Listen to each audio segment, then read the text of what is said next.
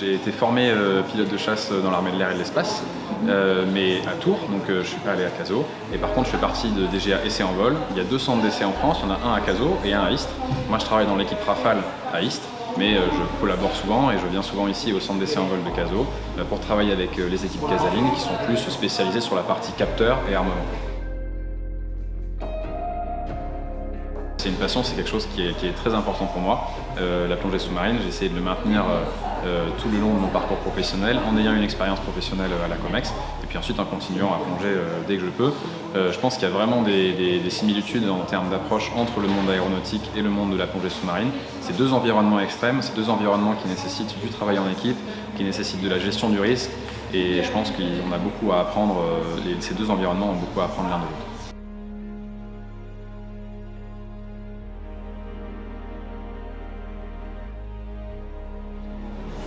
Alors en fait, quand j'ai appris la nouvelle, ce que j'ai ressenti, c'était une sérénité immense, une explosion de joie, mais vraiment avec cette sérénité parce que depuis 2 ans, on était tous dans la sélection et donc on ne savait pas quel allait être notre lendemain.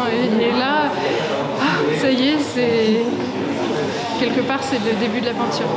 Vous l'avez su combien de temps avant ? Juste 3 heures. En fait, on a appris une semaine avant qu'on était parmi les 17.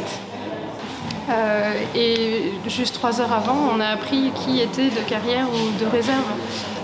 Donc non, moi j'ai douté jusqu'au bout.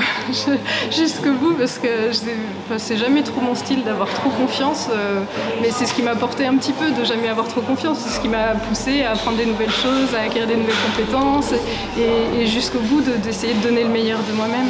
Donc non, jusqu'à la fin, je savais qu'il y avait toutes les opportunités, enfin toutes les possibilités, on va dire.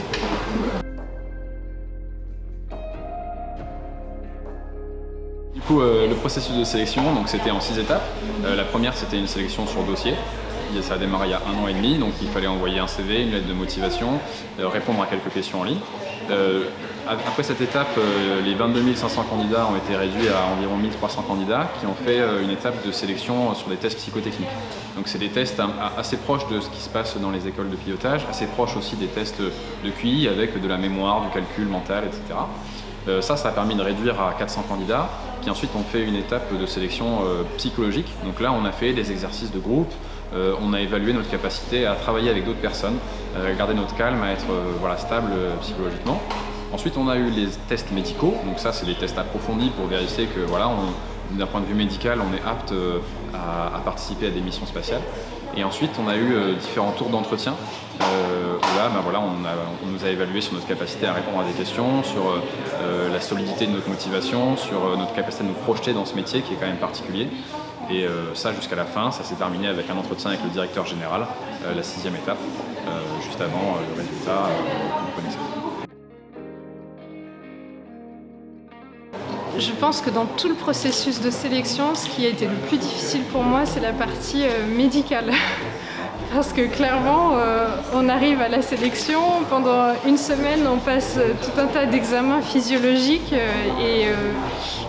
et ça, quelque part, c'est une bonne étoile ou pas, quoi. On ne sait pas quels sont les critères, en fait.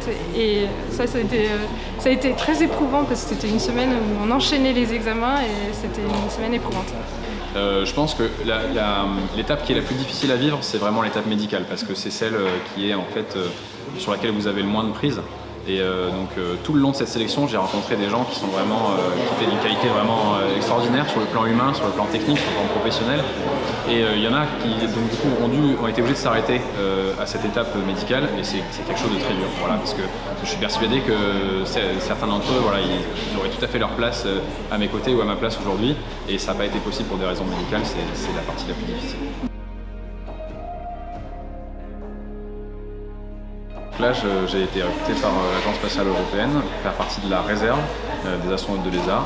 Donc l'objectif, c'est d'utiliser tous les candidats qui sont allés au bout de la sélection, et plutôt que d'en renvoyer certains à la maison, vu qu'il n'y a pas de la place pour tout le monde, c'est d'en garder, de les inclure dans le processus, de leur faire participer à certains entraînements, d'en faire des ambassadeurs du spatial pour être prêts le jour où on aura besoin de nous, soit pour une mission de courte durée s'il y a une opportunité, soit pour remplacer certains de nos camarades dans le corps. Donc du coup pour nous c'est vraiment sur le temps long. On a un contrat avec l'ESA qui n'est pas un contrat de staff et qui va nous permettre 20 jours par an de travailler avec l'ESA, de faire des entraînements, de participer à des expériences, de faire partie de ce qu'on appelle les ambassadeurs du vol habité et du spatial. Et donc on va maintenir ça tout au long des prochaines années jusqu'à, on l'espère, avoir une opportunité de rentrer dans le corps ou d'être assigné sur une mission en opportunité qui pourrait arriver au cours des prochaines années.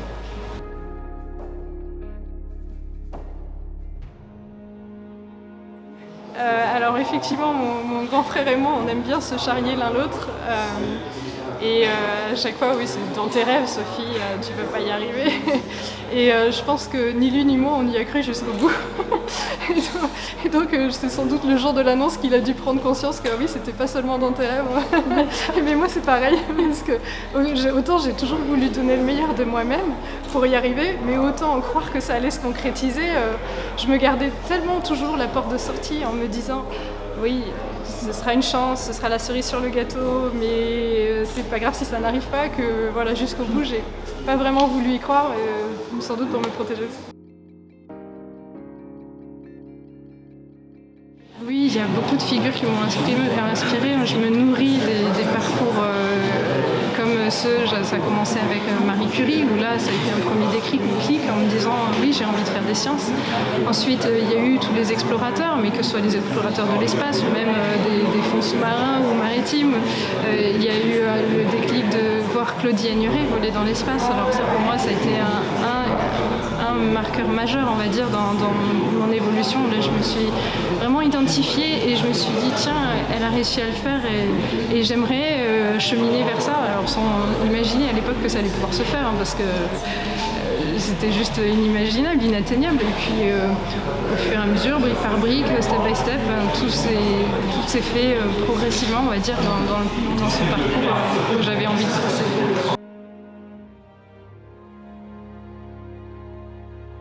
Et donc en un mot, c'est vraiment d'y croire, de s'accrocher. Moi, je leur conseille de parier sur les sciences. Pour moi, c'est vraiment ce qui s'est avéré gagnant, d'essayer en fait à chaque étape de ne pas faire les choses à moitié, de ne pas simplement vouloir cocher des cases, faire un catalogue, mais de s'investir à fond dans ce qu'on fait, de faire des choses qui nous intéressent, tout en ayant effectivement, on peut avoir ce rêve de long terme. Moi, ça a été mon cas depuis tout jeune. Je l'ai vraiment utilisé comme une source de motivation, comme du fuel pour continuer à avancer. Et je pense que se lancer dans les sciences, faire les choses qui nous plaisent, c'est une bonne façon de commencer. J'ai envie de transmettre ce message de toujours y croire à ces jeunes filles, à ces jeunes gens aussi qui viennent de tous les milieux, parce que pour moi, la performance dans les équipes, elle vient vraiment de la diversité des équipes. Et ça passe pas seulement par la diversité des gens, mais la diversité des origines, la diversité des parcours. Et plus on est de personnes avec des origines et des mindsets culturels différents, et plus je pense qu'on a de créativité dans les solutions qui s'ouvrent aujourd'hui. On est tous face à un défi climatique majeur, et je pense que des solutions, on les trouvera aussi parce qu'il y aura des diversités dans les manières de penser, dans les solutions, dans la créativité.